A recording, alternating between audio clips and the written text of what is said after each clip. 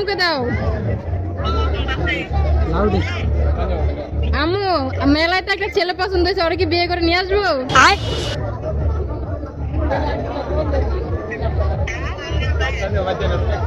আম্মু,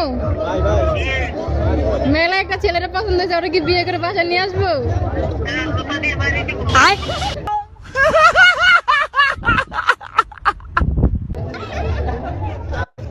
আচ্ছা, আপনারা কি সিঙ্গেল নাকি মিঙ্গেল দুজন? আমি ম্যারেজ। ठीक है समझ गया। ম্যারিড? আর আপনি? সিঙ্গেল।